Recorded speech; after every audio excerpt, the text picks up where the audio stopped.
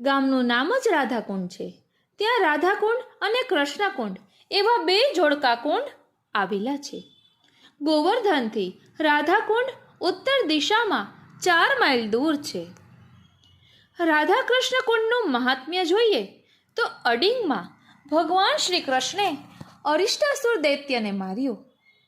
તે બળદ એટલે કે સાંઢનું રૂપ લઈને આવ્યો હતો.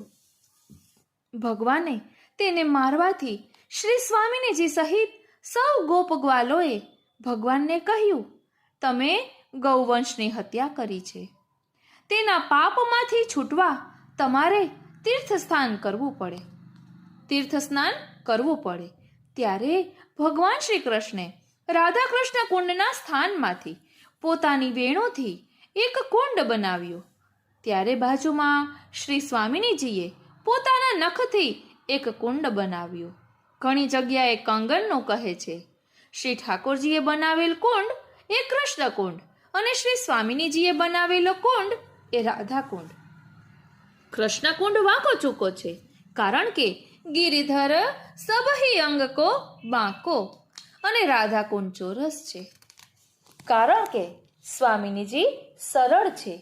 આ ઉપરથી બંને કુંડ અલગ અલગ દેખાય છે, પરંતુ ભીતરથી એક છે. તે એમ સૂચવે છે કે શ્રી ઠાકોરજી અને શ્રી સ્વામિનીજી અલગ અલગ સ્વરૂપે દર્શન આપતા હોવા છતાં મૂળ એક જ સ્વરૂપ છે. શ્રી ઠાકોરજીએ આ કુંડોમાં પોતાના અલૌકિક સામર્થ્યથી 108 તીર્થોને બોલાવીને તેમાં વાસ કરાવ્યો. પછી તેમણે તેના જલમાં સ્નાન કર્યું. તતસ્તુ રાધિકાત્વક્તો લલિતા મોહનસ્તદા અસ્માકં નૈવ સંસર્ગો વૃષહત્યા સમન્વિતઃ. આ સ્નાન આસોબદ આઠમની મધ્યરાત્રિએ થયું. આથી આજે પણ આસોબદ આઠમની મધ્યરાત્રિએ દૂર દૂરથી ભાવિકો અહીં સ્નાન કરવા આવે છે. તે સમયે અહીં સ્નાન કરવાથી ભારતના સર્વ તીર્થોમાં એક સામટું સ્નાન કર્યાનું ફળ મળે છે. રાધાકુંડમાં શ્રી સ્વામિનીજીનો રત્નજડિત મહેલ છે. ધ્યાન આપજો, રાધાકુંડમાં શ્રી સ્વામિનીજીનો રત્નજડિત મહેલ છે. ઓ શ્રીનાથજી, ત્યાં શ્રી યુગલ સ્વરૂપ નિત્ય ક્રીડા કરે છે.